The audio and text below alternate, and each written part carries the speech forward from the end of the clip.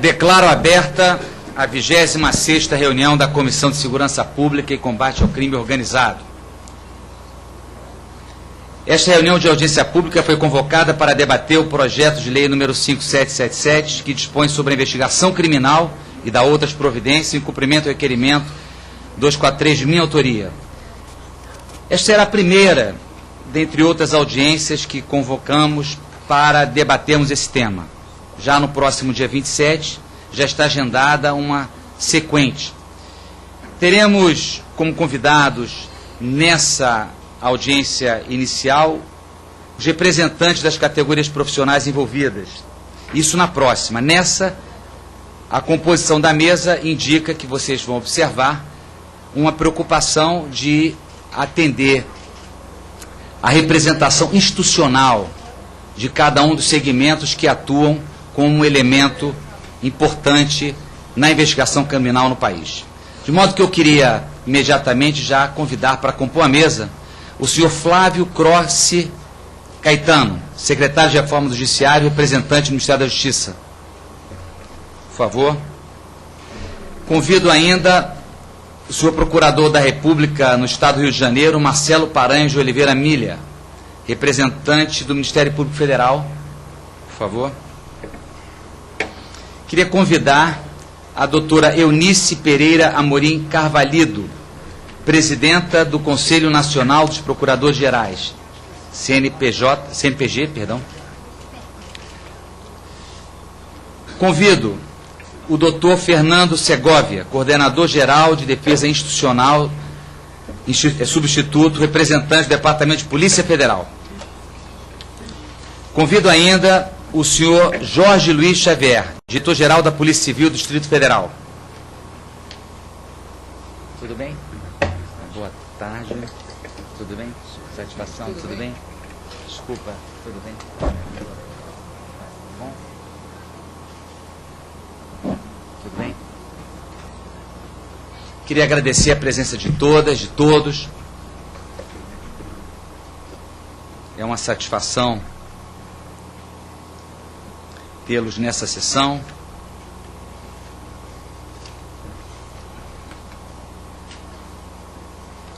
Eu queria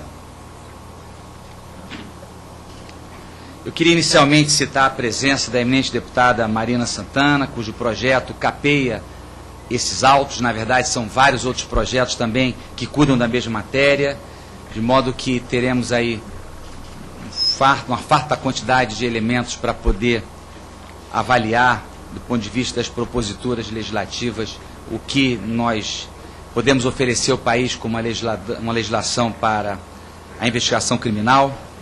Queria, portanto, ainda assinalar a presença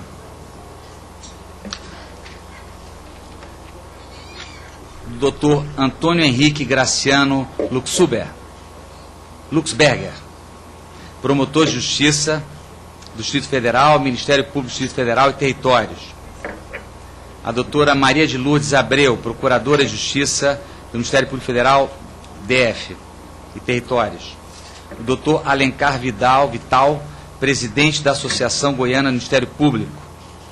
O doutor César Mata Júnior, presidente da Associação Nacional dos Membros do Ministério Público. Alguma autoridade, algum representante que porventura não tenha sido elencado, por favor, passe à mesa o seu nome, que eu gostaria de citar e refazer o registro da presença, por favor. Bom,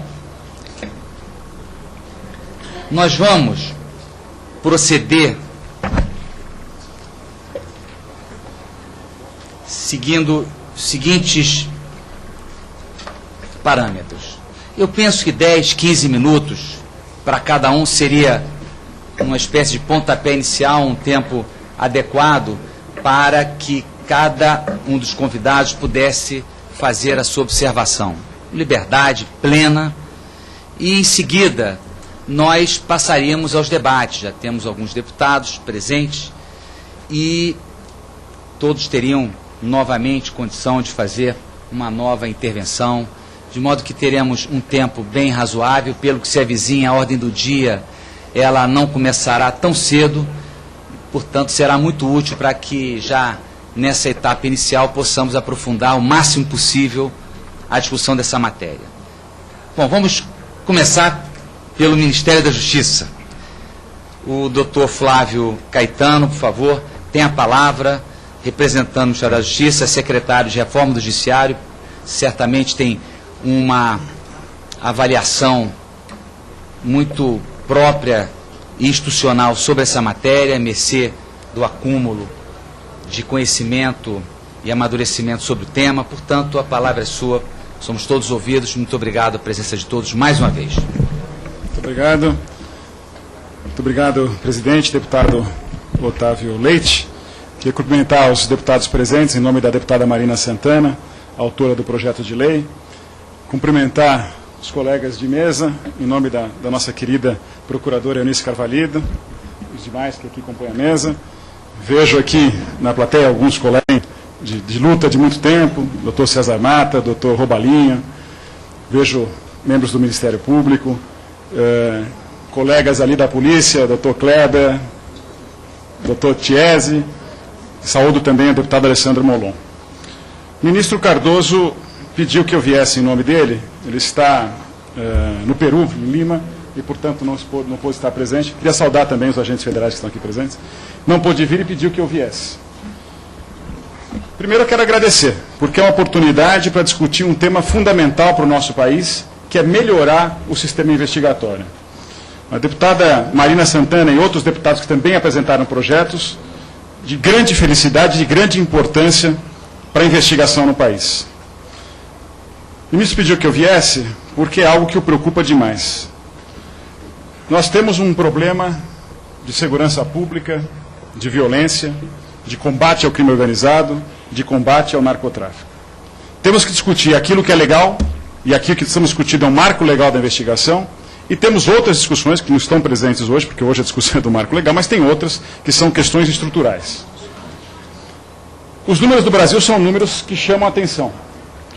Quando falamos, e aqui eu queria fazer um corte rápido sobre homicídio, quando falamos sobre homicídio, o Brasil tem números horríveis. Quando a ONU diz que o máximo que se tolera no mundo, o máximo tolerável, é de 10 homicídios a 100 mil habitantes, nenhum Estado brasileiro tem esse patamar. A nossa média, infelizmente, é de 27 homicídios a cada 100 mil pessoas. Nenhum Estado brasileiro está nesse patamar. O melhor Estado é São Paulo, que nós sabemos de todos os problemas que tem em São Paulo, mas São Paulo é o melhor, com 11 homicídios a cada 100 mil habitantes. E quando se olha no Brasil, nós temos estados como Alagoas, com 75 homicídios a cada 100 habitantes, isso no Estado, e cidades lá que chegam a 125 homicídios a cada 100 mil habitantes, que são números de guerra civil, piores que de guerra civil. Não há dúvida que são uma série de fatores para que isso ocorra, né? E aqui estamos falando sobre investigação. O que chama a atenção? O nosso número de investigação, quando se fala homicídio, é muito baixo. O Brasil investiga 8% dos seus homicídios. Ou seja, de cada 100 homicídios oficiais, em números oficiais, 92 são sequer investigados. Desses 8% que se investiga, a nossa taxa de condenação é de um pouco mais que 3%. Não há dúvida que nós temos que melhorar a nossa investigação. Temos que melhorar, sim, o marco regulatório e temos que melhorar a relação que existe entre polícia, Ministério Público e Justiça. E os órgãos de polícia, os órgãos de repressão. Sem isso, é impossível nós melhorarmos esses números do Brasil. Estou fazendo o corte de homicídio. Se formos falar de roubo, de furto e por aí vai, a coisa piora. Então, é óbvio que nós temos que melhorar. Venho em nome do ministro da Justiça porque tive a honra e o prazer de tentar fazer a mediação da famosa PEC 37. Chegamos num momento, o doutor Benito está aqui, lembra bem disso, mas chegamos num dado momento em que não havia mais conversa entre polícia e Ministério Público. O clima estava tão pesado, os ânimos tão acirrados, que ninguém mais conversava. O ministro Cardoso e o presidente aqui da casa, Henrique Eduardo Alves, achavam que era importante, naquele momento, se constituir uma comissão que não fosse aqui do parlamento, com alguém de fora, e aí o ministro Cardoso se dispôs e pediu que eu, na qualidade de auxiliar dele, fosse quem coordenasse os trabalhos, não presidisse, coordenasse os trabalhos, com 2 deputados e 1 senador presentes. O deputado Fábio Tradi, o deputado Bernardo Santana e o senador Vital do Rego. Conseguimos que todos voltassem a conversar. Embora não tivéssemos chegado ao final a um consenso, né, embora tivéssemos caminhado, mas o que nós conseguimos ali? Tanto polícia como o Ministério Público, ambos diziam o seguinte: precisamos melhorar o marco regulatório, o marco normativo da investigação no Brasil. Temos problemas e temos que resolver juntos. Se tivéssemos discutido apenas isso, né, os colegas que estão na comissão sabem disso, nós teríamos chegado a um bom termo, não tenho a menor dúvida. Porque praticamente não havia dissenso entre polícia e Ministério Público e o termo a vontade de colaborar, de termos cooperação, se fazia presente. Superamos. Né? A PEC 37 foi a votos, sabemos o seu resultado, ela foi derrotada. E o bom fruto, e acho que teve um belo fruto, são 2 bons frutos. O primeiro, a volta do diálogo. Claro que tem alguma, né, claro que trouxe no seu final alguns sentimentos, mas o diálogo foi restabelecido. Isso é fundamental. Só se combate ao crime no país com polícia e Ministério Público juntos. Se não for assim, não é possível combater o crime. Segundo, daquela comissão, alguns textos saíram sobre o regramento da investigação. E esses textos vieram para o parlamento. Nós apresentamos ao presidente Henrique, eu queria inclusive deixar o relatório final da nossa comissão ao presidente, que isso é um documento importante. E saíram textos. E os deputados apresentaram textos. Então, a deputada Marina Santana, o deputado Bernardo Santana Vasconcelos, Onyx Lorenzoni e o Carlos Sampaio, e todos muito parecidos, né? Acho que na mesma linha, mostrando isso, que nós temos que ter uma investigação. Em primeiro lugar, uma investigação de cooperação entre as entidades. Segundo, uma investigação que seja mais rápida, uma investigação que diminua fluxos, uma investigação que observe o princípio da publicidade como regra, claro que tem as suas exceções, uma investigação que tenha regras também, com prazos claros, e uma investigação que também preveja o controle quando houver abusos. As bases estão em todos os projetos. Então, a nós aqui do Ministério da Justiça, que temos dentro do Ministério da Justiça vários órgãos de polícia, né, alguns brincam que é o Ministério da Segurança e da Justiça, porque nós temos 5 órgãos de segurança dentro do Ministério da Justiça, vemos com muito bons olhos, queremos aplaudir aqui a Comissão de Segurança Pública, porque o Brasil precisa disso. O Brasil precisa de um regramento sobre investigação.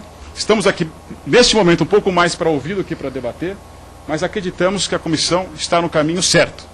Então, queremos parabenizar a deputada Marina Santana, que é uma das autoras, os demais deputados, Molon, nosso querido deputado e presidente Otávio Leite, as instituições aqui presentes, mas dizendo o seguinte: o principal aqui é que seja retomado, me parece que já foi, o diálogo entre polícia e Ministério Público. Só atuando em conjunto é que nós conseguiremos combater o crime organizado e termos uma investigação muito mais eficiente. Muito obrigado.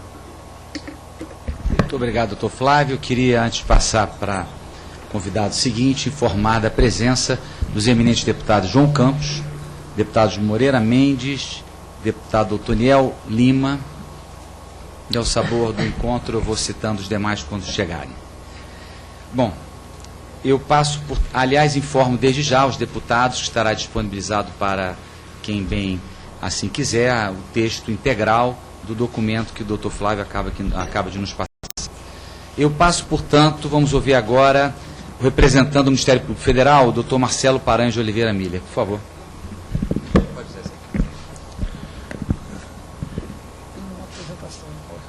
Se tem uma apresentação em PowerPoint, por favor. Há um microfone sem fio. Já está no ponto?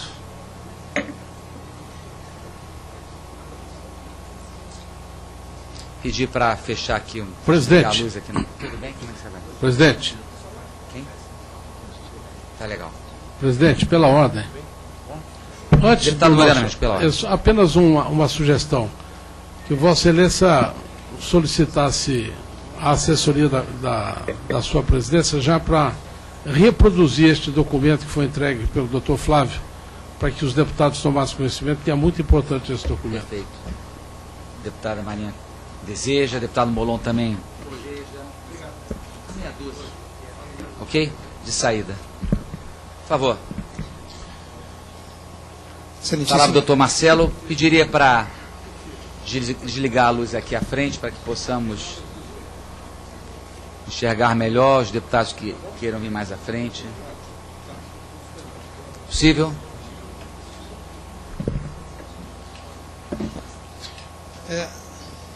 Muito obrigado. Excelentíssimo. Doutor Marcelo. Obrigado. Excelentíssimo senhor presidente da Comissão de Segurança Pública, deputado Otávio Leite, em nome de quem cumprimento os demais integrantes da mesa, excelentíssima senhora deputada federal Marina Santana, em nome de quem cumprimento aos demais congressistas aqui presentes, demais autoridades, senhoras e senhores. Eu inicio agradecendo o convite, acho que a oportunidade é importantíssima para nós debatermos um tema que é da mais alta relevância. Nós precisamos encontrar algumas pautas comuns e precisamos, essencialmente, parar de brigar, parar de nos engalfinharmos em público e começar a trabalhar de maneira um pouco mais, vou usar a palavra civilizada, porque me parece que os debates que nós travamos na etapa anterior foram acerbos demasiado para instituições que trabalham tão juntas. Eu conversava agora com o Dr. Segovia, da Polícia Federal. Quer dizer, eu sou procurador criminal, atuo há 10 anos na área criminal e tenho excelente relacionamento diuturno com autoridades policiais, com agentes de Polícia Federal, e acho fratricida essa discussão. A minha proposta é, no mais breve tempo possível, trabalhar em 2 linhas para fomentar o diálogo. Primeiro, eu vou trazer alguns aportes de direito comparado. A minha experiência, antes de ser procurador da República, ter sido diplomata de carreira há alguns anos e de dar aula de direito internacional, me propicia abordar um pouco por essa vertente. Sempre foi a minha vertente pessoal de análise da questão. E depois propor algumas pautas comuns para o desenho normativo que nós conseguirmos delinear para o tratamento da investigação criminal no Brasil. Como é que eu faço para... Tá. Eu vou pular essa parte histórica. Mas como é que eu faço para avançar? Aqui. Tá, legal. Obrigado. Bom, eu não vou falar de common law, porque não é nossa realidade. Acho que não seria intelectualmente honesto discutir como trabalham os promotores americanos, enfim, acho que não é exatamente o que a gente quer. Eu vou falar de países que são próximos da nossa realidade, vou falar de Alemanha, vou falar de Itália, enfim, com isso a gente vai ter um pouco de referência de como se trabalha fora daqui, né? Como é que os legisladores trataram da questão. Aqui a gente está vendo o artigo 160 do Código de Processo Penal alemão, que diz que tão logo a promotoria tenha conhecimento de um possível crime, seja por informação criminal ou por outros meios, ela deverá investigar os fatos para decidir se deve proferir acusação pública. E aqui vem outro dado muito interessante. Então, primeiro, a promotoria investiga. Segundo, ela deve verificar não apenas a prova incriminatória, mas também a prova exculpatória. Falta essa regra no nosso ordenamento. O nosso CPP não disciplina os direitos do investigado. Tudo que nós temos é construção jurisprudencial. E a gente precisa avançar nisso. Mais do que qualquer arranjo institucional, a garantia dos direitos do investigado, e nós sabemos que há abusos não de uma instituição nem de outra, né? Abusos determinados pelas circunstâncias. o que vai assegurar o direito do investigado, o que vai permitir que ele vá ao judiciário, é a existência de norma que preveja que as autoridades persecutórias têm o dever de investigar o fato, não para provar um crime e formular uma acusação, como se advogados fossem, mas para, inclusive se for o caso, exculpar. França, a polícia judiciária é exercida sob a direção do Procurador da República, pelos oficiais, funcionários e agentes designados no presente título. O Procurador da República procede ou faz proceder a todos os atos necessários à pesquisa e à persecução das infrações à lei penal. Para esse fim, ele dirige a atividade dos oficiais e agentes de polícia judiciária na circunscrição do seu tribunal. Tá? Então, mais uma vez, além da experiência alemã, a experiência francesa, esse é o CPP francês, mostra que não há discussão, o Ministério Público pode investigar. A questão, e a gente vai discutir isso, não é se o Ministério Público pode ou não investigar no direito comparado, é como ele se organiza com a polícia para fazer isso. Itália, artigo 326 do Código de Processo Penal da Itália, finalidade da investigação preliminar, que é, grosso modo, o equivalente funcional ao inquérito. O Ministério Público e a Polícia Judiciária desenvolvem, no âmbito de suas respectivas atribuições, as investigações necessárias para as determinações inerentes ao exercício da ação penal.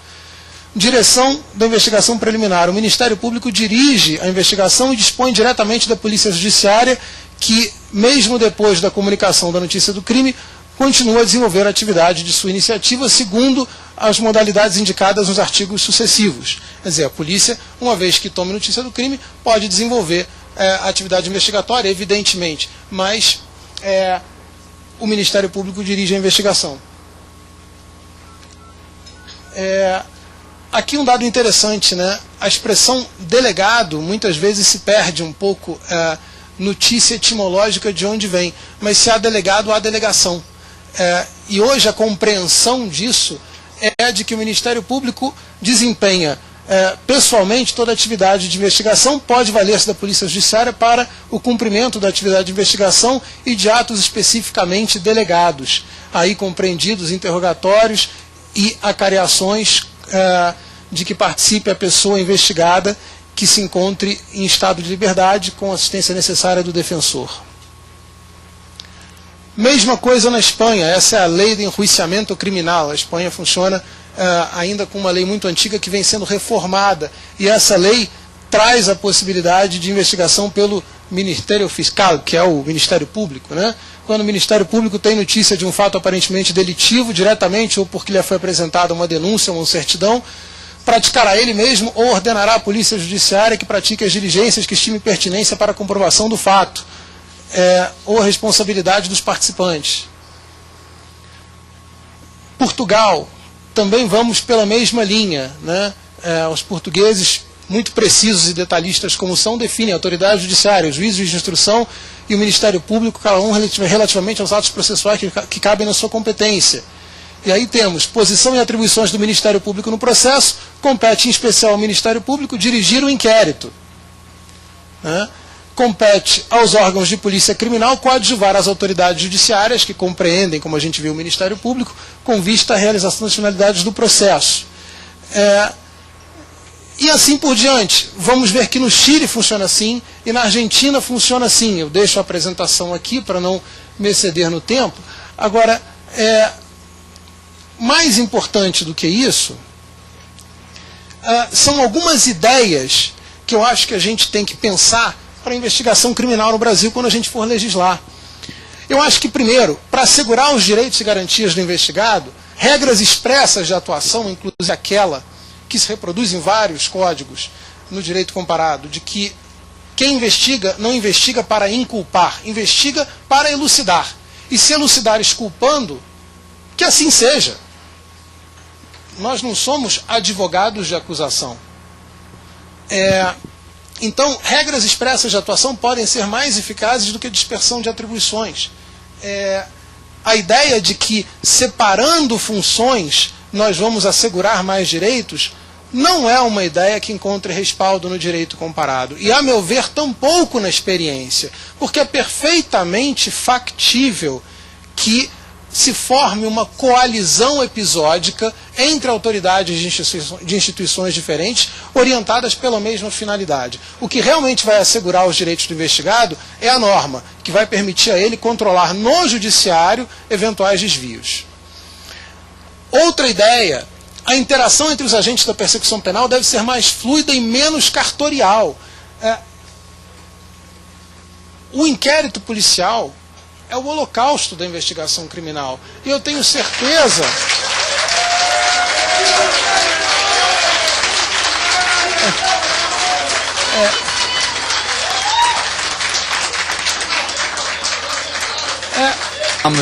Mas eu acho que isso deve ser uma pauta... Eu tenho certeza de que se há uma reivindicação dos delegados de polícia por preservar atribuições de investigação criminal, não há de ser por meio do inquérito, na sua forma atual, que eles queiram fazê-lo. Porque o inquérito é sabidamente anacrônico. Eu converso com delegados de polícia com frequência e eles sabem disso. Eu aqui trago algumas coisas que não acontecem. Por exemplo, não existe uma reunião inicial, não existe uma reunião final, né? A investigação começa ou com uma requisição de instauração de inquérito policial, com algumas diligências quase sempre requisitadas pro forma, quase sempre pouco refletidas. E aí o que acontece no final?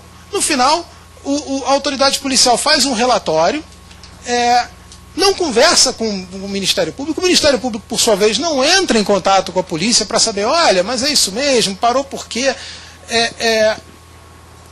Não há nada disso. Tudo é burocrático, tudo é cartorial, tudo é apenas no papel. A conversa, quando acontece apenas no âmbito de grandes operações. E por isso nós mandamos para o lixo dos arquivos judiciários dezenas de milhares de inquéritos policiais, de investigações criminais, de crimes, todos os anos. Nós não temos o estabelecimento, por exemplo, de um plano consensual de investigação no início, né? Por que a gente tem que investigar com o vai e vem dos inquéritos, com os prazos que o Ministério Público dá, e a autoridade policial pedindo mais prazo, o Ministério Público dando mais prazo, e muitas vezes nada acontecendo nos autos, tantas e tantas vezes? Não tem que ser assim, né? Eu me pergunto por que não há o estabelecimento de um plano consensual de investigação com prazos, métodos e metas, né? Consensual, gente, eu acho que a palavra é horizontalidade. Não se trataria de o Ministério Público dar uma chave de galão na polícia e dizer, faça, né? Nem tampouco de o delegado de polícia fazer e dizer, olha, fiz, né? Eu acho que a conversa tem que ser mais horizontal. E aqui o meia-culpa da minha instituição também. Eu acho que, por exemplo, nós não informamos adequadamente a polícia as medidas que a gente promove em juízo, né? E com isso a gente deixa de explicar à polícia como a gente está atuando, se o trabalho está sendo útil, ou por que não está sendo útil, como as coisas estão funcionando, ou por que estão funcionando mal. Outro ponto, a interação entre os agentes da persecução penal deve ser mais horizontal, não se limitando ao contato entre o membro do MP e o delegado de polícia. Eu defendo a ideia, que hoje é adotada, por exemplo, na Inglaterra,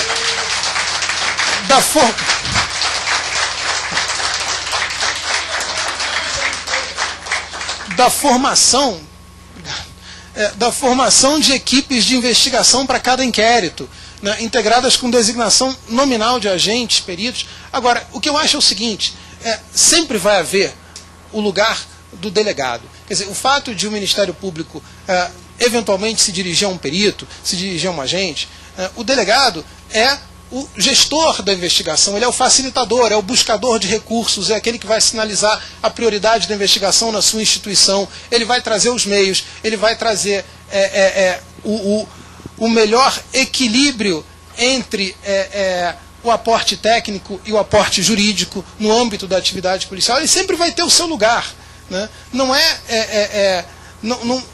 Acho que muitas vezes o que acontece, né, eu já observei isso, e, enfim, eu tenho um estilo informal de tratar nesse tipo de situação, de virar para o delegado e dizer, olha só, fica tranquilo, eu não vou roubar o teu perito não, me deixa falar com ele.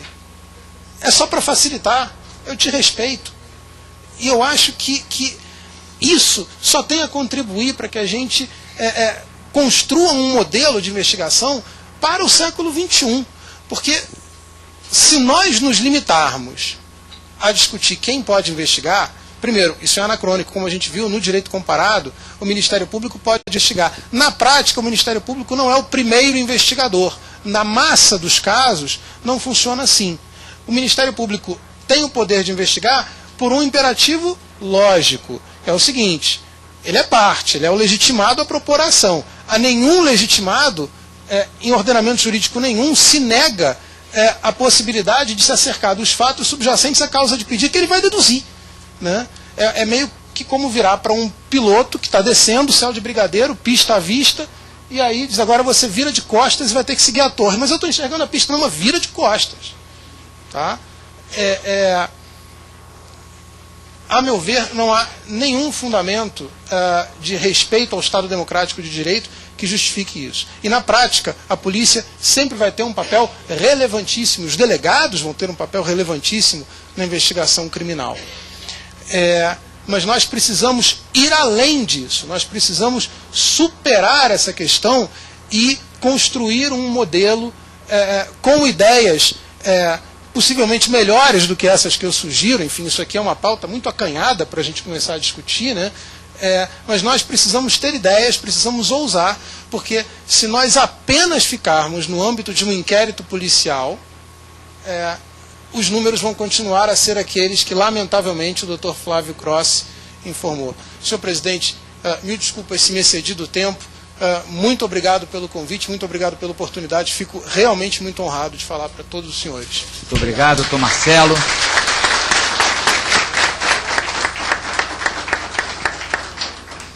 Eu, antes de passar a palavra ao doutor Fernando Segovia, representando o Departamento de Polícia Federal, eu tenho a satisfação também de anunciar a presença do doutor José Robalinho Cavalcante, vice-presidente da Associação dos Procuradores da República, do doutor Antônio Marcos Dezan, presidente da Associação do Ministério Público DF e Territórios, do doutor Flávio Werneck, presidente dos Sindicatos Policiais Federais do DF, do doutor Benito Chiesi, presidente dos Sindicatos Delegados da Polícia do DF. E também quero cumprimentar a representação expressiva dos agentes federais aqui presentes. Muito obrigado. Doutor Flávio, por favor, com a palavra. Segovia, doutor Fernando Segovia, perdoe-me, são tantos nomes que os lapsos acontecem. Me perdoe, doutor Fernando, o senhor tem o tempo que achar adequado, 10, 15 minutos, fique à vontade, tá? Muito obrigado, deputado Otávio Leite, presidente da Comissão de Segurança Pública. Agradeço o convite ao Departamento de Polícia Federal para participar desse fórum tão elevado, de tão alto nível que a gente se encontra aqui no Congresso Nacional. E me foi demandado que viesse aqui tentar auxiliar dentro dos trabalhos, colocando uma visão sobre segurança pública, da qual a gente concorda com o doutor Flávio, a visão é do Ministério da Justiça.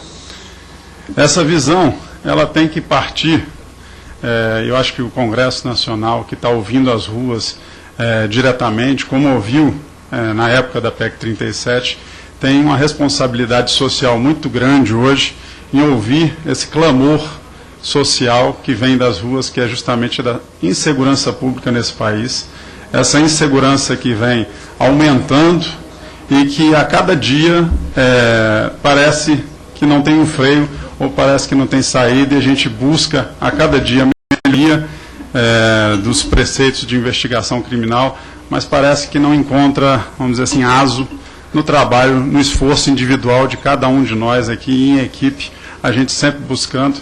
E a gente acha que essa teoria toda de crescimento da criminalidade no país, ela passa primeiro, e aí uma teoria até um pouco dessa briga que o doutor Marcelo citou aqui, o Ministério Público Federal e a polícia já entrou no meio dessa espiral, inclusive uma espiral de negação, que mesmo na teoria vamos dizer assim, negativista, que a gente acaba aprendendo durante a vida de efetivamente fechar os olhos e passar a responsabilidade dos nossos atos para terceiros.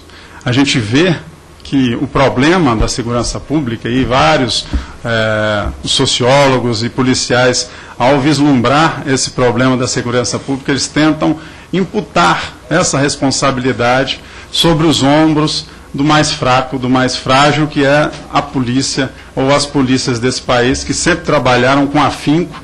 E eu, que já trabalho há praticamente 18 anos na Polícia Federal, conheço todos os agentes, escrivães, delegados, a gente sabe, inclusive nas polícias civis desse país, que quando há uma necessidade de desvendamento de um determinado crime, a polícia consegue desvendar esse crime, inclusive com uma parceria com o Ministério Público Estadual e também com o Ministério Público Federal. Então não é uma questão simples de a polícia não estar conseguindo fazer uma investigação, o modelo é um modelo fadado a não conseguir alcançar os seus objetivos, é um problema muito maior que a gente vê hoje aqui, vários pais de famílias, grandes profissionais que a gente encontra aqui da Polícia Federal, vários agentes com os quais eu tive a honra de trabalhar e que hoje estão numa situação difícil perante o país. Eu acredito que isso tudo é uma questão não só do sistema hoje de investigação criminal, não é uma lei simples que poderia talvez mudar essa questão toda, não é mais me desculpe o perdão da palavra, mais um ente investigativo nesse país que vai mudar todo esse quadro de violência pública que o país é assolado. A gente vê que existe hoje um processo muito mais adiantado dentro da casa, do qual a gente já participou do debate, a própria polícia vem travando esses debates através da reforma do Código de Processo Penal, e a gente viu, quando houve o requerimento do nosso deputado Fernando Francischini e do deputado Ronaldo Fonseca, do apensamento dessa matéria na discussão de um Código de Processo Penal, o Código de Processo Penal, com o qual, aí sim, todos os atores envolvidos nesta questão do processo penal vêm a trazer, aí sim, à tona, vários entes que terão que participar, aí sim, de uma solução para o país que tem que ser enxergada por todos, porque até parece peça de Shakespeare o que acontece nesse país. Parece que todos somos Hamlet, que se encontramos no nosso palácio, no momento em que morre o pai de Hamlet, e aí ele começa a acordar para a vida. Os empregados vão a Hamlet e chamam ele: Hamlet, tem um fantasma aqui dentro do castelo. E ele vai descobrir que quem é o fantasma é o pai dele. E ele suspeitava que quem teria matado era o tio dele, que acabou casando com a mãe de Hamlet. E com isso, na realidade, a grande peça de Shakespeare, que traz essa ente psicológico nessa grande peça, o que trata Hamlet, acima de tudo? Ele tem uma frase que todo mundo gosta bastante, que é o to be or not to be. Mas também ela tem uma grande frase que é aquela: o reino da Dinamarca está podre. E o está podre, e a toda a obra de Hamlet, na realidade, é um ressurgimento, é um nascimento da consciência de Hamlet para os problemas sociais. Sejam eles os problemas da Dinamarca, que aí há um acordar para todo o problema que acontece no reino da Dinamarca, por isso que ele está podre, e o to be or not to be, e a morte de Hamlet no final, são só o fruto do acordar, do transpassar da consciência do ser humano. Então, o que a gente precisa hoje, deputado, presidente Otávio, na realidade, é um trabalho amplo de todos os entes ligados hoje à segurança pública, um acordar para a sua própria responsabilidade, parar de tentar empurrar o problema para determinada empresa ou determinada instituição. As instituições têm que se fortalecer, os órgãos têm que trabalhar em conjunto. O sistema pode estar errado, pode, mas teremos que consertar o sistema como um todo. Não podemos ficar aqui discutindo em pedaços soluções para um problema tão complexo quanto é esse para a nação. A gente acredita que somente com a força e a união de todos, a união tanto dos policiais, do Ministério Público, como todos os órgãos, a gente vai conseguir efetivamente combater esse crime, combater a criminalidade que assola esse país, e só com isso que a gente vai tentar arrumar uma certa solução, que não é uma solução fácil, uma solução que passa por um crime que assola o país, que é principalmente a questão da corrupção. A corrupção nesse país, e estudiosos e filósofos já disseram que um problema psicológico como esse, que é o da corrupção, e um dado alarmante que foi publicado no jornal Estado de São Paulo, onde foi feita uma pesquisa entre cidadãos das classes A, B, C, D e E, nos cidadãos de classe A, B, C, D e E, nos de classe C, D e E, 26% da população hoje brasileira faria o mesmo ato de corrupção se estivesse no poder e pudesse fazer aquele ato. Já nas classes A e B desse país, 46% da população faria o mesmo ato de corrupção. Isso é uma questão de comportamento. É uma cultura que tem que ser modificada. Então, essa questão cultural não se muda nem com uma geração. Todos os nossos psicólogos dizem que, no mínimo, são 2 gerações para se mudar um ato comportamental. Então, são questões muito mais profundas sobre a questão da segurança pública, que simplesmente pequenas mudanças hoje vão ser, na realidade, uma aspirina num mar de dor de cabeça. A gente acredita que, é lógico que a estrutura dos órgãos públicos hoje são pequenos, há um certo problema conjuntural do país por questões econômicas. A gente vê, inclusive nessa casa, um grande debate, uma grande disputa pelo orçamento público, tanto na área da educação quanto na saúde, mas a pobre da área da segurança pública parece um marginal esquecido dentro dessa casa. A gente não vê uma disputa ou uma briga para se buscar recursos para a segurança pública. Recursos, sim, com a destinação já pré-determinada, carimbada, para que haja realmente um projeto maior do país para enfrentamento da questão de segurança pública. A gente gostaria, sim, de dizer que todas as instituições, seja a Polícia Civil, acredito a Polícia Federal, todos têm um projeto para a segurança pública. Eu acho que a gente tem, sim, e aqui seria o fórum mais adequado, e eu agradeço a oportunidade de discutir nessa casa, no Congresso Nacional, aí sim, uma solução para o país, para a segurança pública e para a nossa sociedade já sofrida.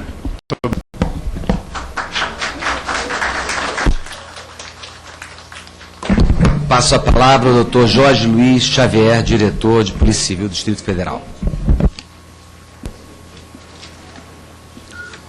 Cumprimentar o presidente da comissão, o deputado Otávio Leite, os demais membros e os presentes, os deputados. Doutor Marcelo, eu diria que eu concordo quase que integralmente com o que o senhor disse, né? E se esse fosse a média do pensamento do Ministério Público, a gente estaria praticamente acordado, né? Mas eu devo dizer que o discurso do senhor ele é excepcional em relação a vários colegas, né, do senhor, tanto do Ministério Público Federal quanto dos Ministérios Públicos Estaduais, né? Observando os países que o senhor mencionou, Itália, França, Alemanha, Estados Unidos, Espanha e Portugal, a gente tem que admitir que eles têm uma tradição democrática que nós não encontramos ainda. O Brasil é um país que teve suspiros democráticos, né? Teve momentos em que a democracia floresceu e longos períodos de autoritarismo. Desde 1822 foi assim, né? Os períodos em que a gente viveu ambiente democrático foram muito restritos, né? Então eu digo para o senhor com absoluta certeza, o que acontece nos bastidores das discussões sobre a investigação criminal, o empoderamento maior do Ministério Público, eu não tenho dúvida nenhuma, transformaria a instituição do senhor, o Ministério Público, num ente absolutamente degenerado, por conta da nossa carência de tradição democrática, coisa que não acontece nesses países, né, da Europa continental, não acontece nos Estados Unidos. Mas esse modelo que o senhor descreveu, que é um modelo de transversalidade, de cooperação, eu digo com orgulho, aqui no Distrito Federal, ele é utilizado em uma determinada unidade por onde eu passei por 4 anos, tive muito prazer de trabalhar lá, coordenação de repressão a drogas. A relação entre a coordenação, os delegados e os agentes que trabalham lá e os promotores das varas especializadas é excepcional. E lá acontece justamente isso que o senhor já vislumbrou como modelo adequado. A consequência disso é que dos presos da Coordenação de Repressão a Drogas, dos denunciados das promotorias especiais de entorpecentes, 95% dos presos são condenados. Há uma falha em 5% das denúncias ou das apurações da polícia. 5%, 95% dos traficantes presos no Distrito Federal pela Coordenação de Repressão a Drogas são condenados. Por quê? Porque há uma sintonia enorme entre promotores e delegados. E é uma unidade onde a relação entre delegados e agentes é excepcional. Trabalhei lá por 4 anos e o clima daquele núcleo, daquela unidade da Polícia Civil é excelente. E o resultado é esse. 95% de condenação, grandes apreensões de drogas, enfim, um modelo em que há respeito recíproco, né? Eu estive no Rio de Janeiro ontem, na reunião do Conselho do Chefe de Polícia, e é impressionante a quantidade de colegas delegados de polícia espalhados pelo país que estão sendo massacrados, né, por ações arbitrárias de promotores, né? Eu imagino que aconteça, porque aqui no Distrito Federal a gente tem visto cotas ministeriais absolutamente desrespeitosas, absolutamente desnecessárias, né? Imagina então com a investigação criminal concentrada na mão de quem não tem equilíbrio para fazer isso, porque nós não temos tradição democrática. Um colega ali me mandou uma mensagem, doutor Benito Chiesi, presidente do Sindicato dos Delegados, dizendo que esse PL deveria ser nominado PL do imperialismo ministerial, né? Porque nesses países mencionados pelo senhor, a figura do custos legis não se confunde com a figura do investigador. O investigador, custos legis, que pode emitir termo de ajustamento de conduta, que pode pressionar prefeitos, que pode fiscalizar, pode fazer isso, pode fazer aquilo, cria um monstro. Eu não tenho dúvida nenhuma que 20 anos depois da aprovação de um modelo desse, não desse que o senhor mencionou, com esse eu concordo plenamente, eu acho que esse é o caminho, mas um modelo de investigação apartada, absolutamente descontrolada. Por que descontrolada? Porque se você confunde na figura de quem vai oferecer a denúncia a figura do investigador, você não vai fazer justiça. Você vai fazer aquilo que o investigador entendeu como mais adequado. Isso é da natureza humana. Com isso, o que a gente teria num país sem tradição democrática, um país que tem uma tendência a suprimir garantias, infelizmente, né, isso está na nossa história. Nós temos aí 25 anos do que a gente pode chamar uma redemocratização, a construção de um novo modelo, com alguns suspiros autoritários. Alguns suspiros autoritários até as ruas, quando se manifestam de forma autoritária. Né? De forma autoritária, a fim de que uma minoria fascista impeça o restante da população de exercer seus direitos, de ir e vir, por exemplo. Então, que país é esse? Um país desse não pode trabalhar com concentração de poder. Se ele trabalha com concentração de poder, ele vai ter outro tipo de regime ditatorial, de regime autocrático, de regime que não vai trazer felicidade e satisfação para ninguém. Por outro lado, a gente tem que admitir, embora os números de Brasília nada tenham a ver com esses números da segurança pública do resto do país, aqui se apura 85%, 90% dos homicídios, o Ministério Público denuncia a maior parte disso, uma parte importante dessas pessoas são condenadas, não é? Por isso a gente consegue, ultimamente, uma tendência de queda nos homicídios, não obstante o crescimento da população, e uma exacerbação do desnível social. Basta ir lá no Sol Nascente. O Sol Nascente tem 200 mil pessoas apinhadas, uma em cima da outra. Gente que não se conhece e foi atirada num lugar sem nenhuma condição de vida. Então, conseguir fazer redução de homicídio num estado desse é algo meritório. Então, na minha opinião, o Ministério Público é, sim, absolutamente importante para o regime democrático, para que a gente consiga avançar e consolidar essa democracia ainda bastante capenga, né?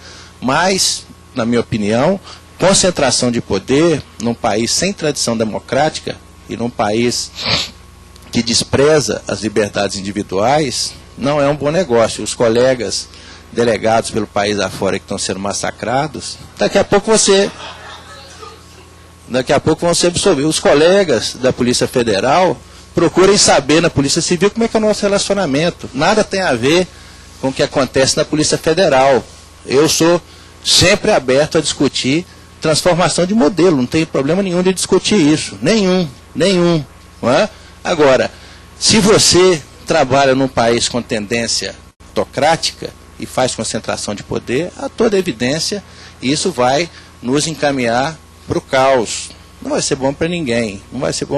Então, os modelos adequados, e o que o professor Marcelo descreveu aqui, o doutor Marcelo descreveu, é o que acontece numa determinada unidade com resultados impressionantes.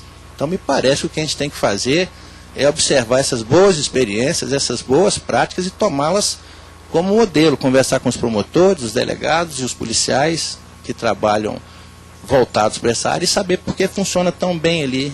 Não é? Então, são 65 policiais, são 8 promotores, os 4 titulares e os substitutos, 4 juízes mais os substitutos, e as coisas funcionam de forma excelente. A quantidade de absolvições que se consegue por revisão de sentença é baixíssimo também, sinal que a sentença sai calibrada do jeito que tem que ser feita. Né? Então, me parece que, concordo com o doutor Marcelo, que não há necessidade de se ficar brigando, utilizando um momento desse para conquista corporativa. Não é? Porque não é assim que as coisas funcionam. Quando você trata exclusivamente da questão corporativa, a mentira pode ser usada à vontade, porque isso é ideológico. Você pode usar a mentira, você pode manipular dados, você pode corromper, porque é uma busca ideológica. A busca ideológica permite tudo. Por outro lado, o único motivo de existir o Ministério Público, a polícia e o judiciário é atender o interesse público primário. É nesse caminho que a gente tem que se guiar. E o Ministério da Justiça tem um papel fundamental nisso, assim como o Congresso Nacional.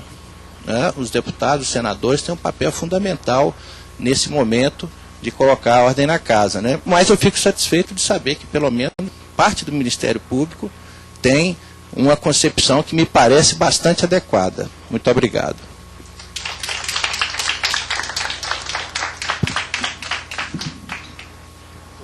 Muito obrigado, doutor Jorge. Eu passo, pois, a palavra à doutora Eunice Pereira Amorim Carvalhido, presidenta do Conselho Nacional de Procuradores Gerais. Tá. Cumprimento. Tá ligado? Cumprimento o deputado Otávio Leite, autor do requerimento da presente audiência pública. Cumprimento afetuosamente a deputada Marina Santana, do Estado de Goiás, pedindo permissão para que em seu nome possa cumprimentar todos os parlamentares aqui presentes. Cumprimento afetuosamente o meu amigo Flávio Caetano, ilustre secretário da Reforma do Judiciário. Cumprimento o colega Marcelo Paranhos, pedindo permissão para, em seu nome, do colega Robalinho, cumprimentar todos os colegas do Ministério Público Federal, do Ministério Público do Trabalho, do Ministério Público Militar. Cumprimento o meu colega Antônio Marques Desan, presidente da minha associação, a MPDFT, pedindo permissão para que, em seu nome, eu possa cumprimentar e saudar todos os meus colegas do Ministério Público do Distrito Federal. Cumprimento o colega César Mata e, em seu nome, cumprimento todos os colegas do Ministério Público Brasileiro. Peço permissão para cumprimentar respeitosamente os integrantes da Polícia Federal, os integrantes da Polícia Civil, do Distrito Federal e de todos os estados, na pessoa do diretor-geral da Polícia Civil do Distrito Federal, Jorge Luiz Xavier. Ingressei no Ministério Público em 1987, numa comarcazinha bem pequenininha no interior de Goiás. Um local em que muitas das pessoas não tinham nem esperança. Tanto que era difícil. Naquela época, eu me lembro que chegou ao meu gabinete um inquérito onde o laudo de exame cadavérico estava assim: parece que a vítima morreu com um tiro no peito, assinado o cabo e o soldado. Nós não tínhamos nada. Naquela época, aqui muitos são muito jovens, mas alguns se lembram que a gente tinha os delegados calça curta que diziam. De uma forma, quem eram os delegados calça curta? São aqueles delegados que não tinham o preparo intelectual que hoje os nossos delegados possuem. Mas eram delegados que eram nomeados para exercerem aquela atribuição. E aí, colegas, meus colegas da Polícia Civil e da Polícia Federal, foi aí que eu me dei conta, de forma, na prática, a importância da Polícia Judiciária. Nos anos de 1987, não tinha essa Constituição que nos dava uma série de direitos, nos concedia uma série de direitos. E que talvez a gente só firmou-se, nós nos firmamos nos direitos. Esquecemos que a gente também tem dever, mas isso é da vida. Como diz o colega o Jorge Xavier, doutor Jorge Xavier, nós ainda estamos nos acostumando com o mundo de liberdade e que outros países existem. No ano de 1989, eu ingressei no Ministério Público do Distrito Federal.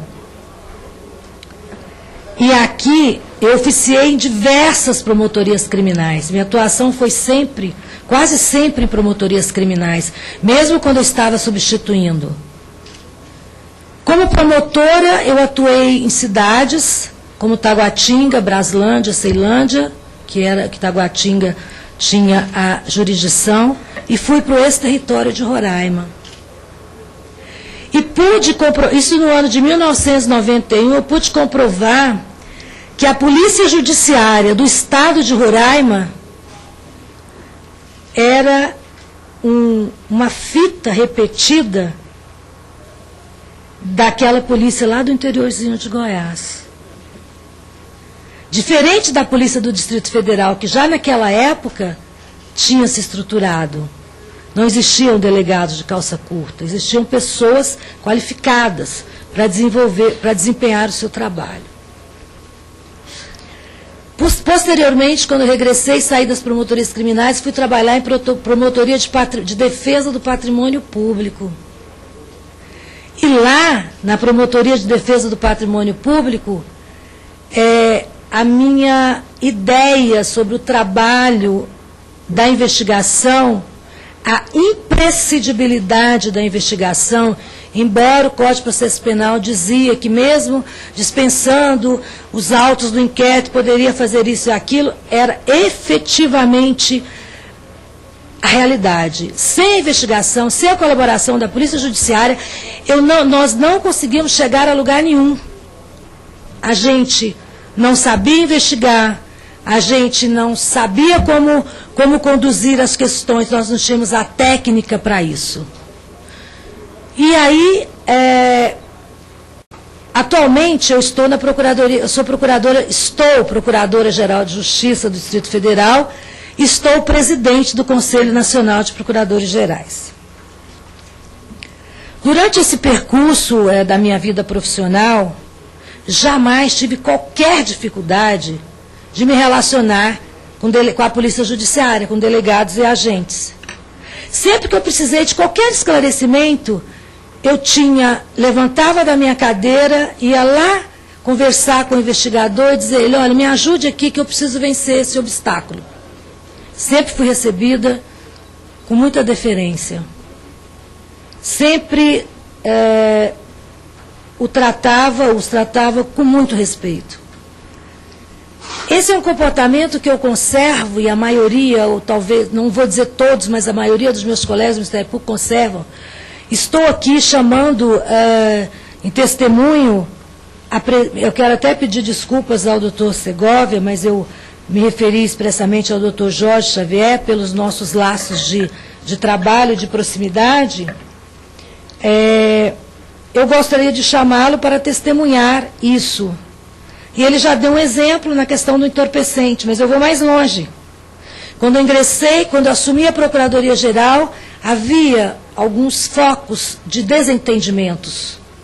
Eu telefonei a ele e disse assim: doutor Jorge, nós precisamos vencer, aparar essas arestas. E por que nós devemos aparar essas arestas? Porque quando a gente demonstra que a gente não consegue aparar as nossas próprias arestas, os nossos adversários aproveitam dessa situação. Nós estamos com um problema sério, nós temos um problema seríssimo em cidades do entorno de Goiás. Como é que nós vamos resolver isso? O Dr. Jorge Xavier convidou os policiais, os agentes, foram ao Ministério Público. Na verdade, eu sempre vou às delegacias com os promotores, mas ele foi ao Ministério Público, me deu a honra de ir ao Ministério Público. E lá nós acertamos uma forma de atuar, para que nós pudéssemos vencer isso. E essa atuação nos rendeu vários resultados exitosos. Inclusive, o doutor Jorge está aí para nos testemunhar, para dizer se aqui eu não estou transmitindo de forma realística o que aconteceu. Nós temos com a Polícia do Distrito Federal um tratamento extremamente respeitoso. Nós participamos, nós temos acesso aos dados, ao banco de dados da Polícia Federal, da Polícia do Distrito Federal. Nós temos possibilidade de conversar com os nossos colegas promotores e os nossos colegas agentes e delegados. Ah, é um mar de rosa? Não, não é um mar de rosa. Jamais será um mar de rosa. Sabe por quê? Nem na nossa casa, quando a gente é irmão, nós somos irmãos, e temos expectativas diversas, nós não conseguimos vamos dizer, a gente tem uma paz, mas a gente não consegue, sempre fica uma aresta. Ah, você, isso, aquilo, outro, a gente sabe disso. Isso vai ocorrer. E que bom que isso ocorra. Se isso não ocorrer, a gente jamais vai crescer. Jamais. Que bom que o meu irmão diga que minha mãe gosta mais dele do que de mim. Porque a minha mãe vai refletir e dizer, pô, será que é isso mesmo que eu estou fazendo? As críticas são bem-vindas.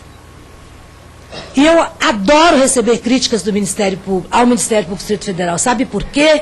Porque aí a gente senta com os colegas e vamos tentar fazer um inventário de onde a gente errou, para onde a gente tem que ir. E como afirmado pelo nosso ilustre secretário da Reforma Judiciária, depois do evento da PEC 37, esse é um momento que me traz um pouco de esperança. Esperança para que o Ministério Público e a Polícia Judiciária possam caminhar de mãos dadas para vencer a força daqueles que praticam atos delituosos, ilícitos, e também para contribuir decisivamente para a eficácia do sistema de justiça. Porque não adianta a gente ficar digladiando aqui e o sistema de justiça não consegue atender os anseios da sociedade. Se me disserem que a investigação criminal é dispensável, eu sou a primeira a dizer, não é. Se me disserem que a atuação do agente de polícia, do investigador, é dispensável, eu disse, não é. Quem fala isso não tem conhecimento do dia a dia do processo. Não tem.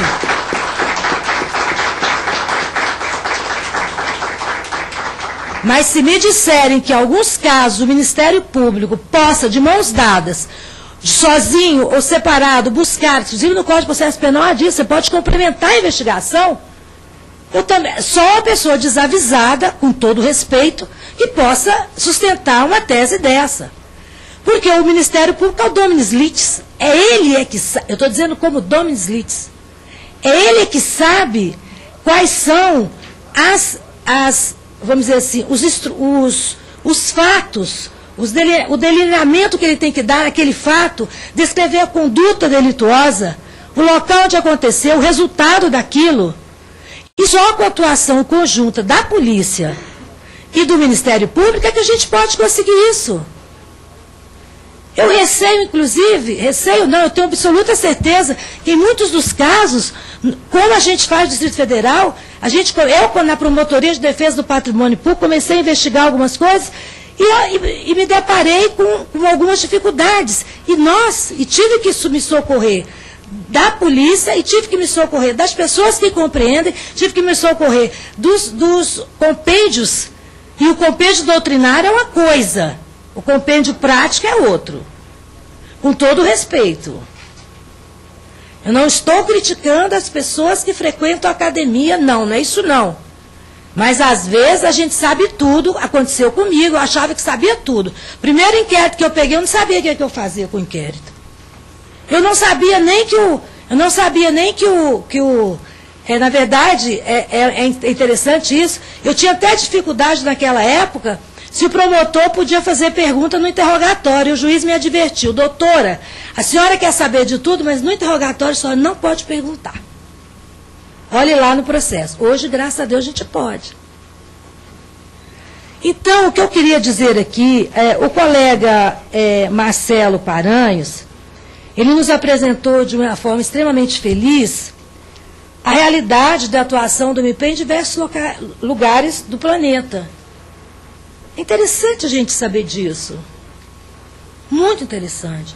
Acho que a gente tem que ter o conhecimento de tudo isso. Nós temos que saber como funciona lá e cá para formar um juízo de valor. Mas com todo respeito, meu colega Marcelo, a gente tem que se ater um pouco ou tentar melhorar o nosso sistema de justiça.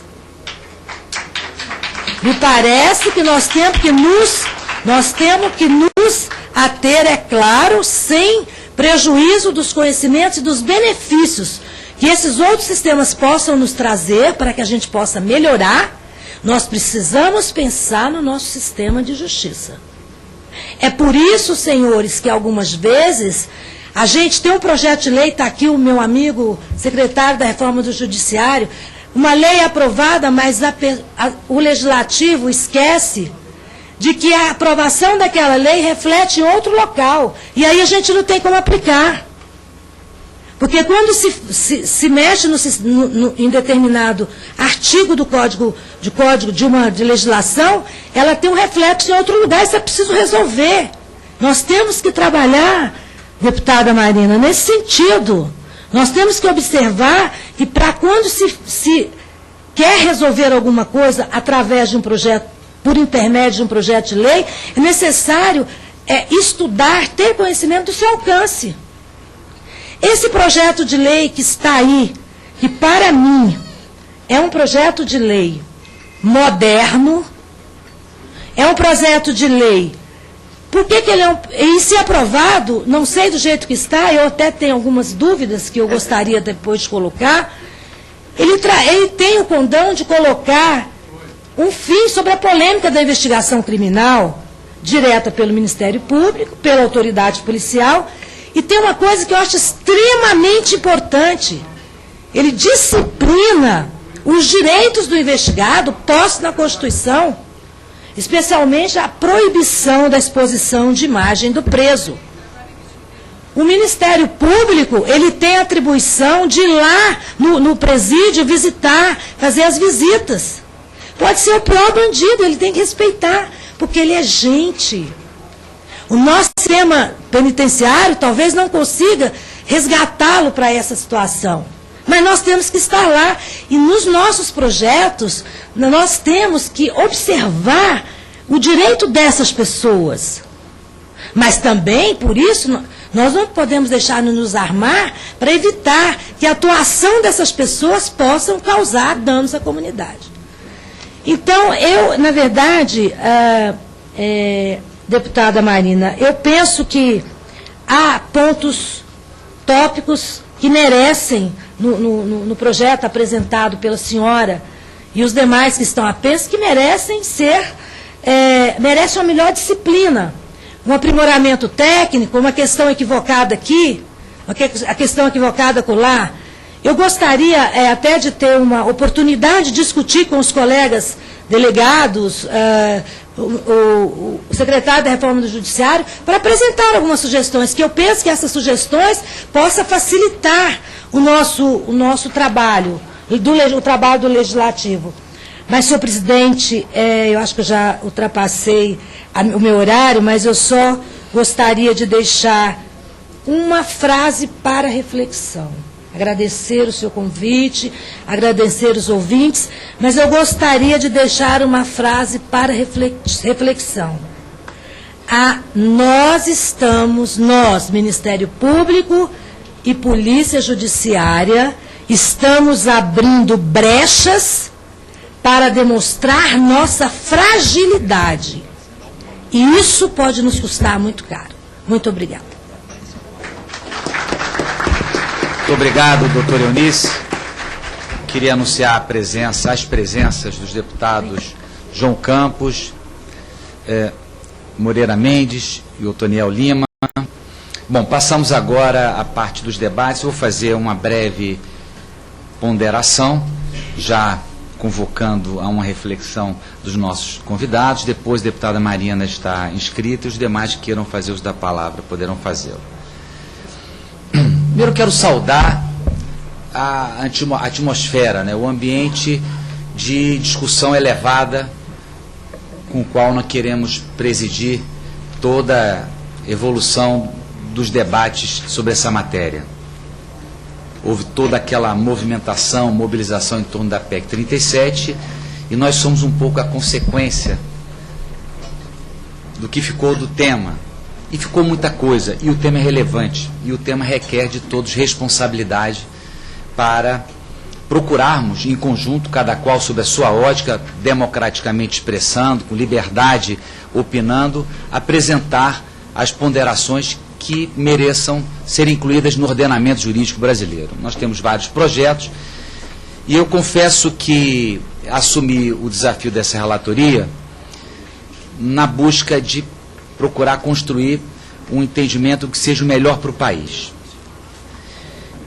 Eu não sou um especialista no tema, mas estou procurando cumprir meu dever de casa e começando a mergulhar nos estudos sobre esse tema que é palpitante. E eu parto do seguinte princípio: objetivamente, o que é que a sociedade almeja? Eficácia do sistema, solução para os crimes, elucidação dos crimes e punição dos culpados. Ponto. Em síntese. Dados foram apresentados pelo Dr. Flávio, e já vai a minha primeira indagação direta a ele, que são impressionantes, né, em relação aos crimes de homicídio. 8% apenas são efetivamente investigados, 92% não. A sociedade não sabe disso, quem sabe é residual. E dos que são investigados, apenas 3% se concluem as investigações punindo o criminoso. Mandados de prisão por cumprir. Só no Rio de Janeiro, o número último que eu tinha era cerca de 90 mil. Quantos são os presos no Brasil hoje? Mais de 500 mil, metade em São Paulo. Enfim, a taxa de eficácia da nossa investigação criminal, ela é, no meu entendimento, muito precária. Então, o que fazer para melhorar? A pergunta que apresenta o Dr. Flávio: o senhor trouxe dados sobre homicídios. Eu queria que o senhor falasse mais, não sei se o senhor os possui agora, mas sobre outras naturezas de crime. Roubo, furto. Isso vai ser muito importante para fundamentar o ponto de partida do nosso trabalho. Se eu tiver mais alguma informação sobre isso, gostaria de saber. Agora, eu faço uma pergunta única para todos, que à luz da visão de cada qual, por favor, em breve exposição, se manifestem. Nós queremos eficácia, nós queremos melhorar esse sistema. Aí eu pergunto, o que precisa fazer para melhorar o sistema? Cada um sobre a sua ótica, cada um sobre o seu mistério. Disse-ia, certamente, cada um de vocês: não, preciso mais recursos humanos. Sejam pagos com mais dignidade. Preciso mais infraestrutura. Preciso mais tecnologia. Isso tudo requer, portanto, recursos. Agora, há um aspecto que é desafiador para todos nós, que está numa dimensão especial, que é a configuração dos procedimentos. A pergunta objetiva: diante das experiências de cada um, que procedimentos deveriam ser implantados no ordenamento jurídico? 2 ou 3, ou nenhum, mas o que precisaria ser feito para facilitar a tarefa do delegado, do policial civil, do Ministério Público Estadual, enfim, para melhor alcançar o êxito na investigação criminal? É isso. pergunta é essa: o que precisa ser feito, objetivamente, na regra jurídica? E 2, aí é uma pergunta que é uma provocação para um exercício reflexivo, e eu estou trabalhando em cima disso. Qual a opinião de cada um dos senhores sobre a transação penal? Sobre a possibilidade dos feitos serem resolvidos na ponta, o mais rapidamente possível, uma vez elucidado ali. Sem ping-pongs, sem convergências para circunstâncias superiores que se espraiam no tempo, e aí os índices ficam cada vez maiores de não solução de crimes. Enfim, o que os senhores acham que precisa ser feito do ponto de vista procedimento legal e qual a opinião de cada um sobre transação penal? São essas ponderações, doutor Flávio. Depois eu sigo a ordem da direita para a esquerda. Ou melhor, vamos agora cumprir como já deveríamos ter feito, vamos colocar as mulheres em primeiro lugar. Doutora Eunice, depois a primeira. Por favor. Doutor Flávio, depois doutor Eunice, seguimos aqui, doutor Marcelo. Não, senhor. O senhor. Depois do senhor, porque a pergunta só isolada, certo?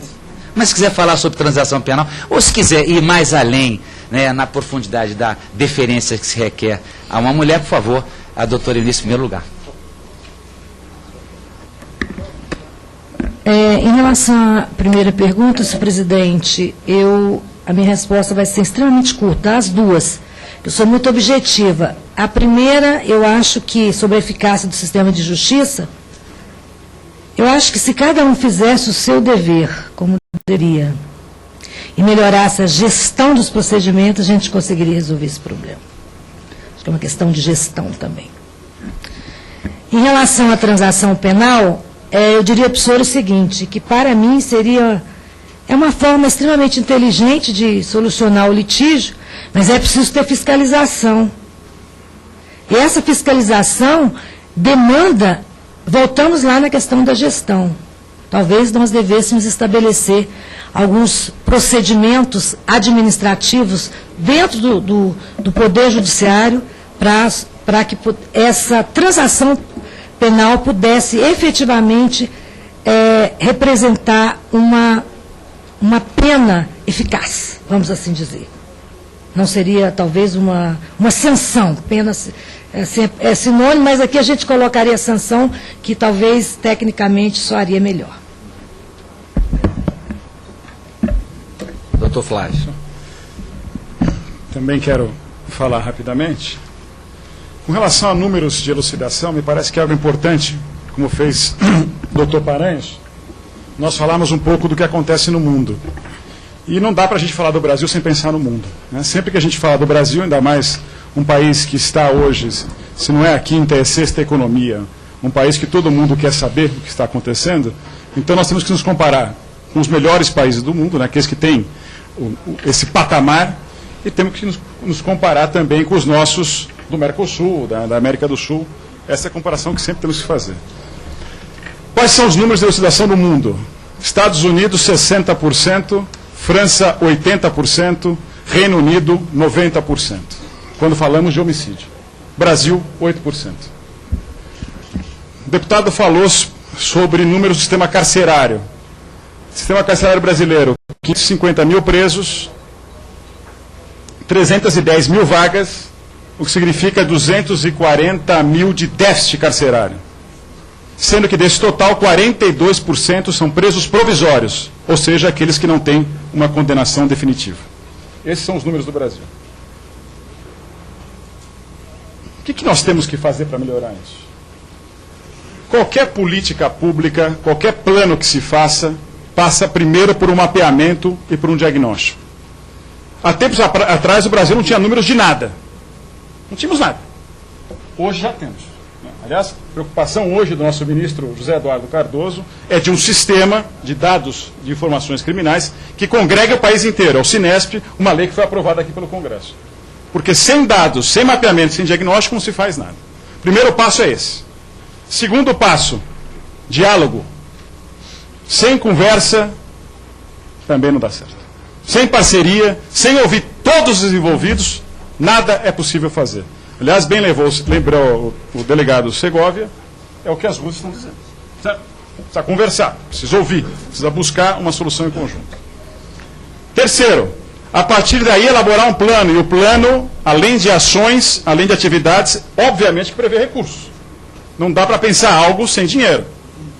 E quarto, para colocar o plano em andamento, nós temos que ter monitoramento, porque colocar um plano sem que se monitore o seu andamento também não serve.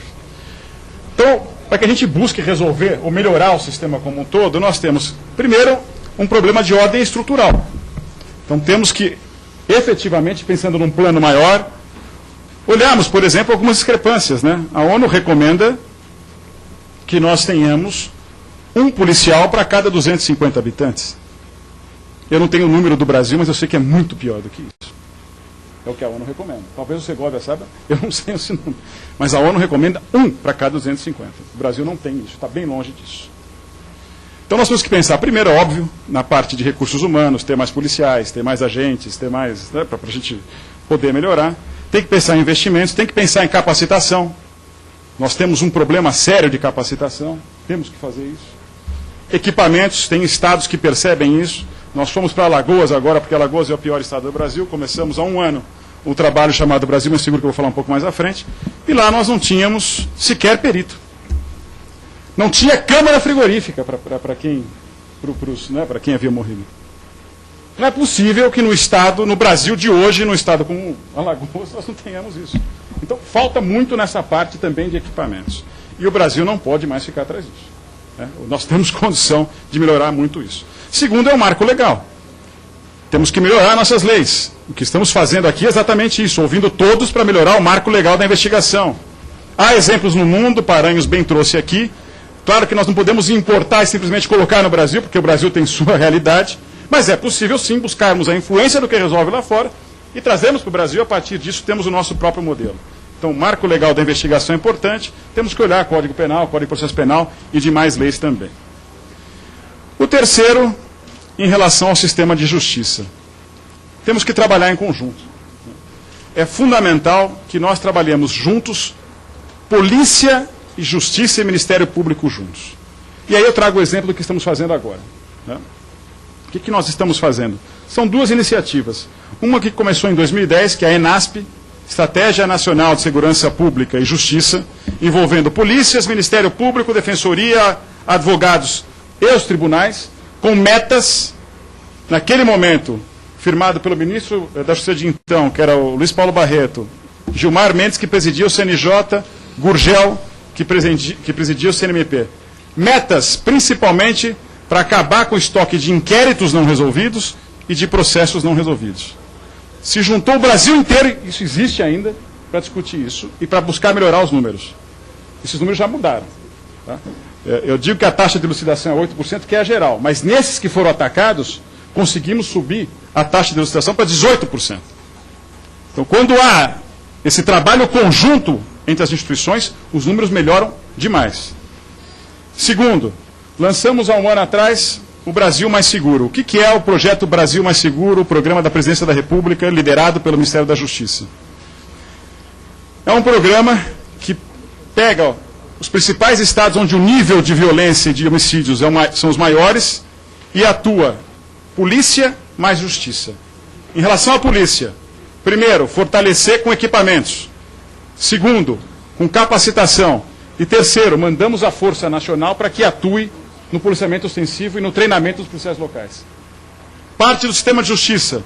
Criamos uma Câmara de Monitoramento, que é uma reunião semanal envolvendo o Tribunal de Justiça local, Ministério Público local, Defensoria, OAB e Polícia, para que se diminua os fluxos de informações, se diminua os estoques de inquéritos de processos, através de forças-tarefas, de mutirões, de capacitações específicas para investigação e para julgamento de júri, e os números têm mudado. Alagoas, que tinha 75 homicídios a cada 100 mil, nós conseguimos, em um ano, diminuir em 20% esses números, e a taxa de elucidação, que lá era muito menor, acho que era 5% a taxa de elucidação, nós já conseguimos, nesse primeiro momento, claro, de um D0, da crimes dali para diante, conseguimos 80%. Claro que quando não tem nada e se faz algo, os números mudam muito. Mas é possível, com esse trabalho em conjunto, com esse trabalho integrado e de cooperação, as coisas mudarem. Então, como sempre disse nosso ministro Cardoso, não tem uma solução mágica. Não se muda assim, né? É uma solução integrada, que passa pelo parlamento, passa pelas todas as instituições de justiça e de polícia. É só assim que se muda. E temos que pensar em algo que seja maior. Por isso que eu digo, é um plano que envolva a parte estrutural, que envolva a parte legal e que envolva esse trabalho de integração entre as instituições. Doutor Marcelo. Obrigado. Bom, alguns comentários na linha, inicialmente, da pergunta de Sua Excelência, o presidente da comissão, que perguntou o que é preciso fazer. A experiência de mais ou menos 10 anos no sistema de justiça criminal me diz que, evidentemente, há carências de aparelhamento, tanto de recursos materiais e humanos, que são graves e precisam de aportes urgentes, o mais breve possível. Mas não é só isso, e eu acho que aqui fica um pouco aquela ideia de nós não nos apoiarmos nas atávicas carências de recursos do Brasil para não fazermos o que podemos fazer. Há aspectos organizacionais e de métodos que poderiam receber um tratamento diferente. Eu dou um exemplo absolutamente prático. A organização determinada pelo Código de Processo Penal para o inquérito policial prevê que quando a polícia conduz um inquérito, faz a investigação, se ela quer ouvir alguém, a autoridade policial notifica essa pessoa a comparecer em moldes muito parecidos com aqueles em que se ouviria uma testemunha em juízo. Isso acarreta graves problemas de pauta, e não adianta nós pensarmos na quimera de que um dia haverá delegados suficientes. Nunca haverá delegados suficientes, nunca haverá promotores suficientes, nunca haverá juízes suficientes, por mais que nós façamos o quadro crescer. Como funciona, de modo geral, no direito comparado? O investigador policial operacional, que aqui é o agente, ou na Polícia Civil, o inspetor, se dirige à pessoa que tem que ser ouvida, entrevista essa pessoa no local de sua residência ou de trabalho, sem, na maioria absoluta das situações, sem nenhuma coerção, sem nenhum arranhão civilizatório, né? O investigador se dirige a essa pessoa de terno e gravata, como se fosse um parceiro de negócios, ou, enfim, alguém absolutamente credenciado a ingressar convidado no seu domicílio, ouve, grava essa entrevista ou faz um resumo dela e entrega esse resumo para a autoridade policial. Em um dia de trabalho, portanto, se ouvem todos os investigados. Assim a França consegue 80%. Eu recentemente estive com um procurador da República francês em Paris e conversei com ele sobre esse descompasso no subsistema processual penal investigatório de oitiva de testemunhas, né? E quando eu expliquei como funciona o nosso, ele disse, realmente, enfim, ele tentou ser polido, né? Ele disse, realmente fica um pouco mais difícil, né? E aí vejam, nada de demérito para o papel da autoridade policial. A autoridade policial ainda vai ser absolutamente decisiva. Ela vai analisar o conteúdo e vai dizer, bom, não, tem que voltar, tem que ouvir de novo, né? Se for o caso, vai dizer, não, esse cara aqui é chave, esse cara aqui tem que vir aqui prestar mais esclarecimentos. Mas em vários inquéritos policiais mais simples, a autoridade policial vai poder se dar por satisfeita com isso, né? E aí a gente reduz dramaticamente o tempo de apuração, né? Esse é um exemplo concreto de modificação legislativa que a gente poderia fazer, que, a meu ver, não prejudica em nada a função institucional e as atribuições funcionais dos delegados de polícia. Se eu fosse delegado de polícia, eu não me sentiria desprestigiado por esse tipo de regra, né? Mas que efetivamente pode fazer avançar.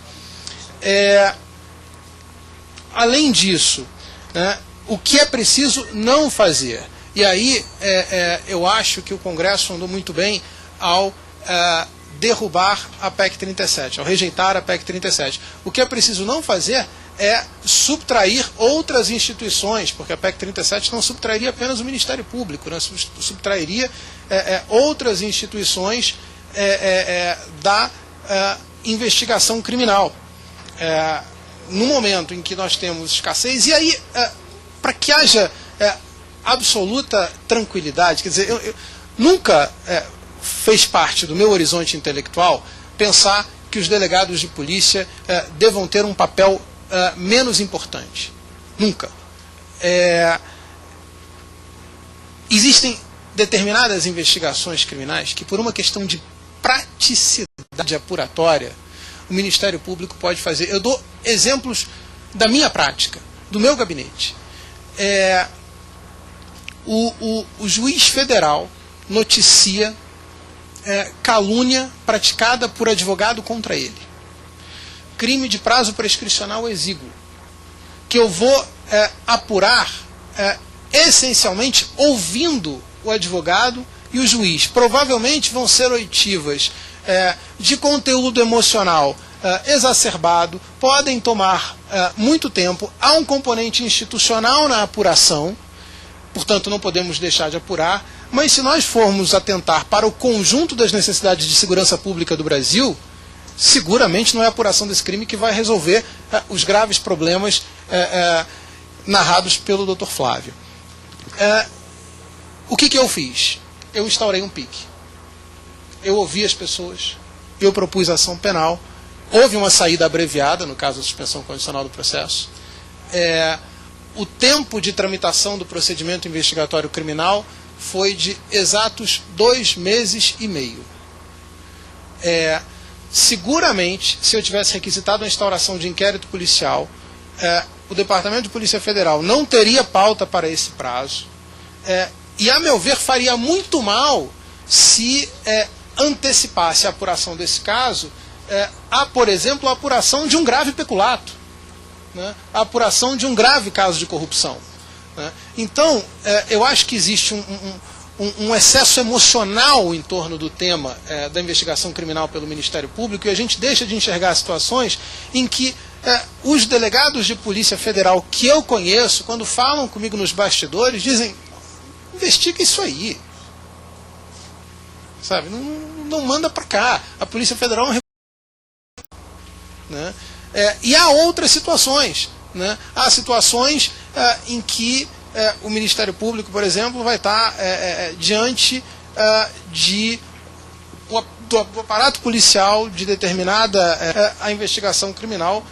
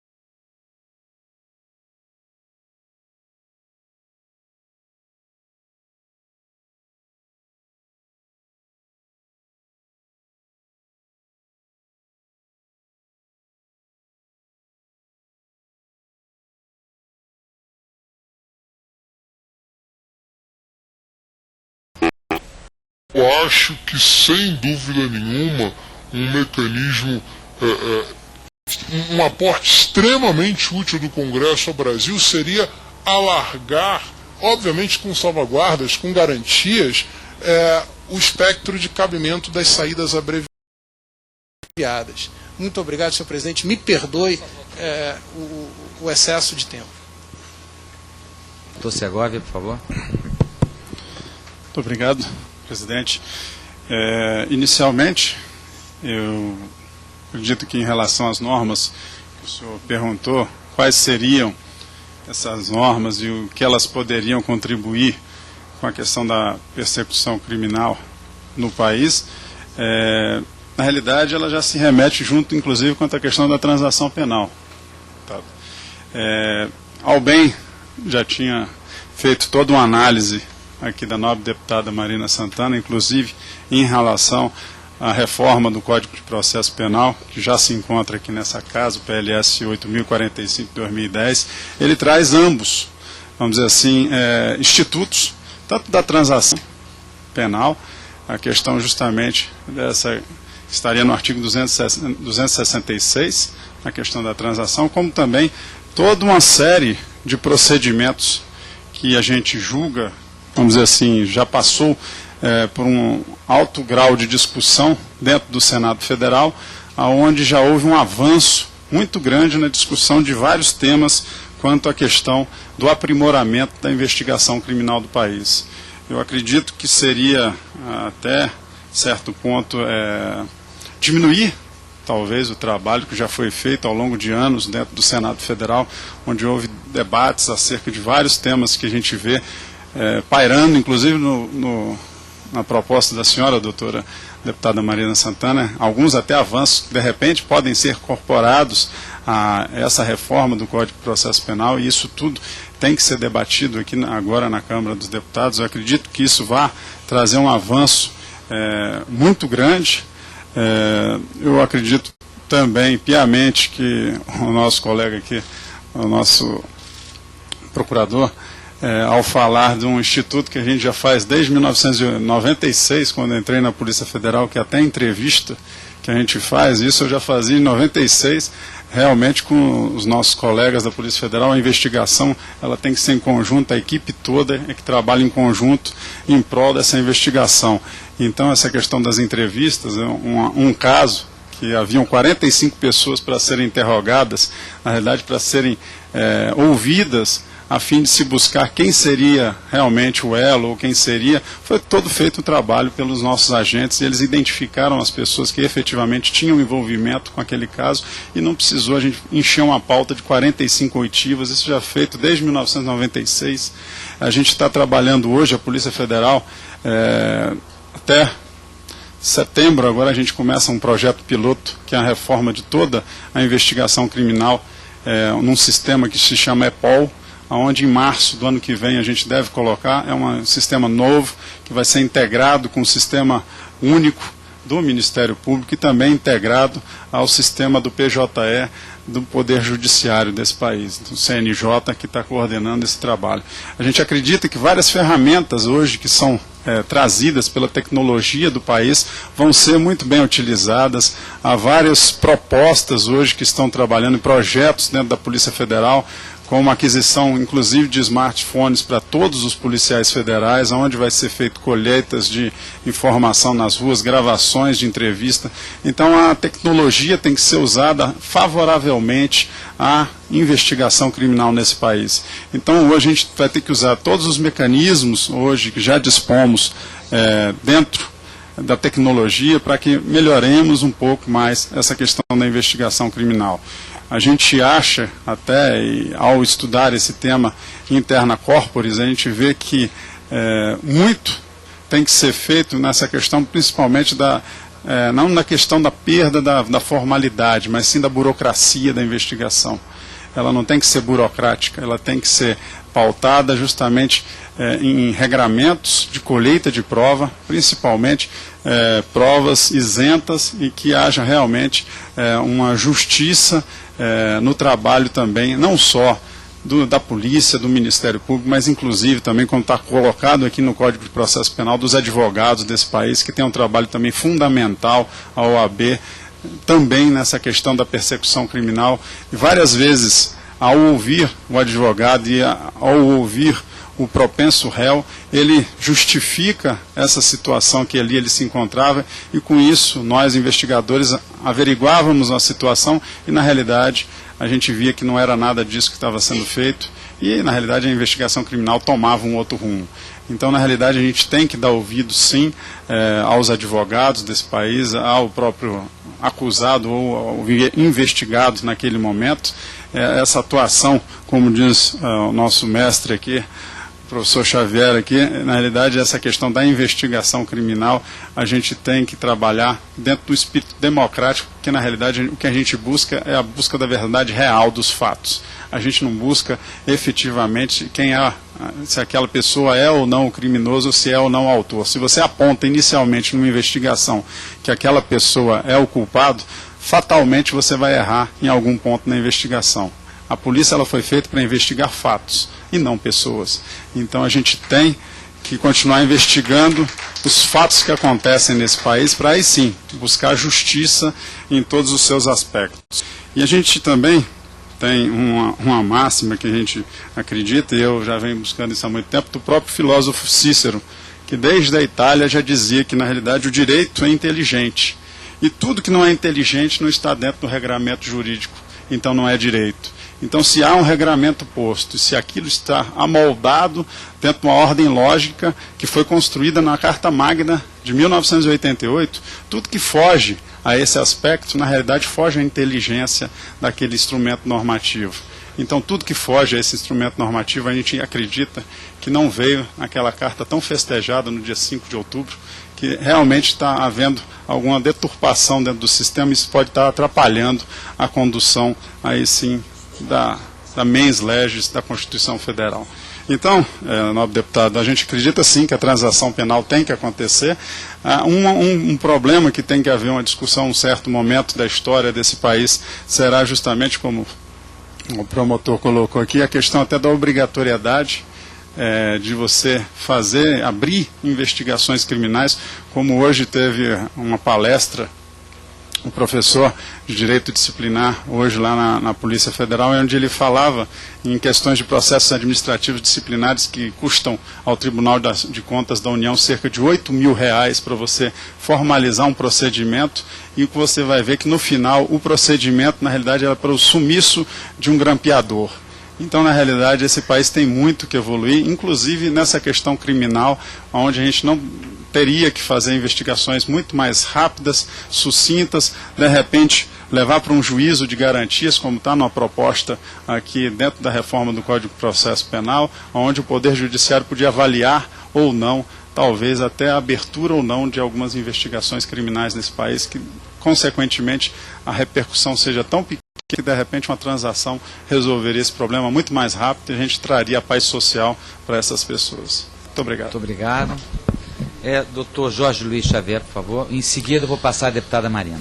Presidente, muito rapidamente, eu entendo que há uma medida necessária e absolutamente urgente, que é a extinção do efeito suspensivo nos recursos aos tribunais superiores. Não faz nenhum sentido o Ministério Público oferecer uma denúncia, então enxergar ali um culpado, um juiz condenar, o tribunal confirmar, e o réu ainda ter o direito de postergar por mais 5, 10, 15, 20 anos a execução da pena com recurso para o STJ, depois com recurso para o STF. Né? Então, é vital para o sistema que a possibilidade de punição seja clara, e ela vai ser clara quando não houver recurso suspensivo, com efeito suspensivo, aos tribunais superiores. Se isso acontecer, a transação penal ganha relevo. Se eu tenho dinheiro e se eu tenho possibilidade de levar um recurso com efeito suspensivo ao STJ ou ao STF, por que eu vou transacionar? Não é? Vai transacionar quem enxergar no horizonte próximo a efetiva aplicação da pena. Feito isso, a transação penal ganhando relevo, a gente vai desobstruir o sistema. O sistema hoje é fortemente contaminado pelos efeitos dos recursos meramente protelatórios, não é? Então, se o horizonte está aqui, se você for condenado pelo tribunal, um abraço, você vai para a cadeia, se for o caso, não é? Feito isso, a transação penal ganha relevo, porque é melhor transacionar do que ir parar na cadeia, se for o caso. Além disso, a gente precisa estabelecer penas razoáveis. Na minha opinião, por exemplo, um corrupto não deveria ir parar na cadeia, não vejo motivo para isso. Um corrupto tem que ser condenado à pobreza. Então você bota uma tornozeleira na canela dele, coloca ele para morar num barraco, um lugar bem afastado, para pegar ônibus todos os dias, para se apresentar em algum lugar, e não há por que atirar essa pessoa na cadeia, porque ele tende a não ser violento.